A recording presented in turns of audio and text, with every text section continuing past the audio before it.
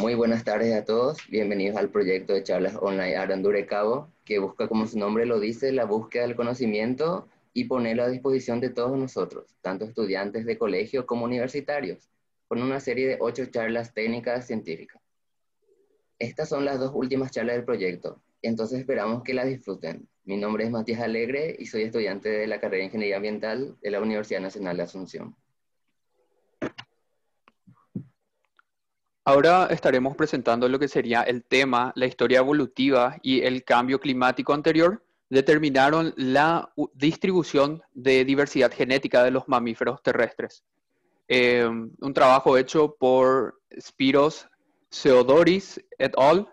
Y cuyos disertantes somos Mirna May, que es mi compañera, y Bruno Lora, quien les habla.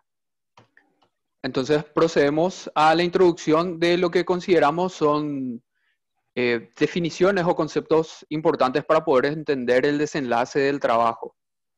Entonces vemos que estamos teniendo primero la definición de lo que sería la especie. Y vemos que las especies son organismos genéticamente similares, que se conoce también a la configuración genética como genotipo, que pueden intercambiar información genética entre sus miembros por medio de la reproducción y poseen características físicas o fenotipo y requerimientos biológicos similares. Tenemos las poblaciones, que son grupos de estas especies, son individuos que conforman una población y comparten la misma especie. Pueden presentar fenotipos diferentes entre poblaciones y bajo tiempo suficiente pueden desarrollarse bajo presiones características de un ambiente y volverse una especie independiente o una nueva especie, como se diría, bajo presiones exclusivas y por mucho tiempo, siendo estos miles de años o inclusive millones en ciertos casos. Tenemos un ejemplo que sería el de estos lobos, que sería el nombre científico es Canis lupus.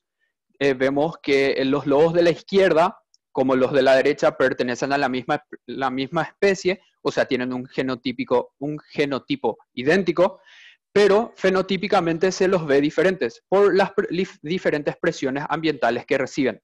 Por ejemplo, los de la región de México y Estados Unidos tienden a estar en climas un poco más calientes, por lo cual no es tan frecuente la presencia de nieve y tienen un pelaje más oscuro, más castaño, por así decirlo, para camuflarse de mejor manera en las llanuras y en los pastos bajos. Y vemos que en la parte de la derecha otros lobos que son de una población diferente, pero una coloración diferente también, perteneciendo a la misma especie.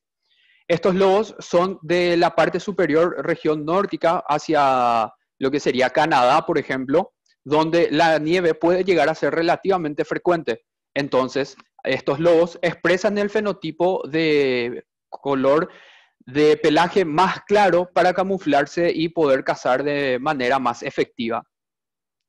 También tenemos lo que es la diversidad genética interespecífica. Es la variabilidad genética encontrada entre organismos de especies diferentes que no pueden intercambiar información genética entre los mismos. No son genéticamente similares. En este caso, por ejemplo, vemos un ciervo, un tipo de ciervo, y un zorro. Estos organismos son diferentes entre ellos fenotípicamente y genotípicamente. No pueden intercambiar información genética entre ellos y son especies totalmente diferentes. En otro caso, tenemos la diversidad intraespecífica, que es la variabilidad genética y fenotípica entre los organismos de una misma especie. Sería, por ejemplo, el de los lobos. Existen diferentes poblaciones de lobos que ocupan diferentes hábitats particulares. Entonces, por ejemplo, en la actualidad hay una discusión muy fuerte en cuanto a si los lobos costeros son una especie nueva o diferente a los lobos que no son costeros, obviamente.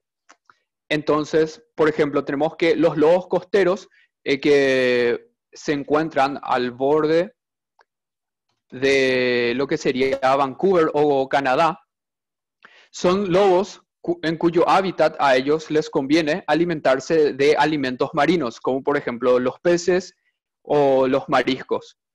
Estos lobos, como no tienen la necesidad de perseguir a su presa y cazarlas, y sus presas también son de menor tamaño que de las que están acostumbradas otras poblaciones, han ido modificando tanto su comportamiento como la expresión de sus genes, como por ejemplo que los lobos costeros son mucho más, son 24% más pequeños que los lobos que no son costeros. Entonces vemos también que son menos gregarios que los lobos que tienen que cazar en manada, ya que ellos, los lobos costeros, no necesitan ayuda de sus pares para poder conseguir su alimento. Y esa, por ejemplo, se discute si son especies diferentes o no, porque son poblaciones aisladas, los lobos costeros, ya por un tiempo lo suficientemente largo como para que sus genes se expresen de manera diferente a lo que serían los lobos del resto de Canadá o de la zona nórtica de lo que sería América. Eso es un ejemplo importante para entender más o menos el tema de la variación intraespecífica. Ahora pasamos a lo que serían las dimensiones de la biodiversidad, que fueron caracteres que utilizaron los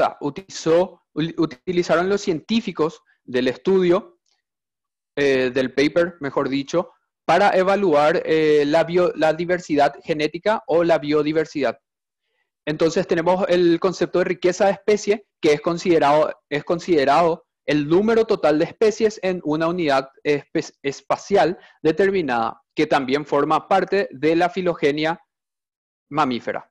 Tenemos también lo que sería la diversidad filogenética, considerada como la suma de las ramas, longitud medida en millones de años, que conectan todas las especies encontradas en cada unidad espacial y calculada como la media de cada unidad espacial. Entonces, estas dimensiones de la biodiversidad se utilizaron dependiendo de qué tipo de comparación estaban estableciendo estos científicos. La intraespecífica o la interespecífica. Para la intraespecífica se usó directamente la diversidad genética. Para la interespecífica se utilizaron estas dos dimensiones mencionadas previamente, que serían la riqueza de especie y la diversidad filogenética. También establecieron escalas espaciales. Por ejemplo, se utilizaron las dos escalas que serían la de grilla normalizada con 385,9 kilómetros por 385,9 kilómetros, todas del mismo tamaño. Y también la región zoogeográfica de Wallace, que ya está previamente establecida.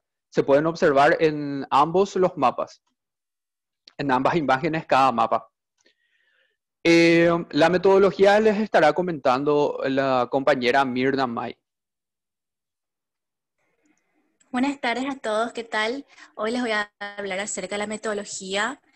Para realizar el análisis estadístico y obtener los resultados confiables, los datos fueron recabados de varias literaturas con información georreferenciada, como Bruno acaba de mencionar, y secuenciada por método de los marcadores genéticos, como por ejemplo el citocromo B y citocromo oxidasa 1, utilizando como estudio a más de 1.500 especies diferentes. Para ello también se recaudaron datos y Bruno le estará comentando acerca de los datos.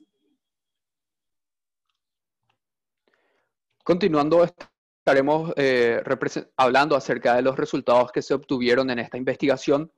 Vemos, por ejemplo, que dividieron, o se podría decir clasificaron de diferentes formas. Tenemos las diferentes regiones de muestreo, por así decirlo, que serían la de celdas, que se encuentran aquí arriba. Tenemos la región zoogeográfica, como también los diferentes marcadores genéticos. Esta sería la abreviación para lo que sería el citocromo B, y CO1 sería la abreviación para el citocromo oxidasa 1. Después tenemos las covariantes, que serían la de biodiversidad y estabilidad climática. Entonces, podemos analizar de la siguiente forma estos resultados. Vamos abajo y vemos diversidad filogenética, está medida y vemos que tiene un valor importante o significativo estadísticamente hablando en su rol de influenciar la distribución espacial de la diversidad genética en mamíferos. Vemos también a un nivel de celdas. Vemos esta misma característica a un nivel de regiones zoogeográficas y vemos también que es una variable importante, significativamente estadística, y tiene un correlacionamiento positivo con lo que sería la diversidad genética. Tenemos la riqueza de las especies o la riqueza de la especie y vemos que no es muy significativa y que no se encuentran muchos datos para lo que sería el citocromo B. Vemos también que tiene una correlación positiva. Vemos también que la temperatura media tiene una correlación negativa en cuanto a células, me refiero al modelo de células. La variabilidad de la temperatura tiene un comportamiento o un relacionamiento negativo también. Y por último, la precipitación, la variabilidad de la precipitación tiene un comportamiento positivo hacia una mayor diversidad genética entre los mamíferos. Vemos también en el modelo de región zoogeográfica que la precipitación media también tiene un efecto negativo, por así decirlo, y la precipitación o la variabilidad de la precipitación tiene una correlación positiva. Resumiendo los resultados, en cuanto a celdas, dividiéndolos en el modelo de celdas y en el modelo zoogeográfico, vemos que la diversidad filogenética, la riqueza de especies y la variabilidad de precipitación se relacionan positivamente con la diversidad genética. Esto quiere decir que a mayor cantidad de estas variables, o cuanto más grandes sean estas variables, más grande será la diversidad genética presente en el medio de mamíferos. Vemos que la temperatura media y la variabilidad de temperatura se relacionan negativamente con la diversidad genética, lo que quiere decir que cuanto mayor sea la temperatura media y mayor sea la variabilidad de temperatura, menor será la diversidad genética.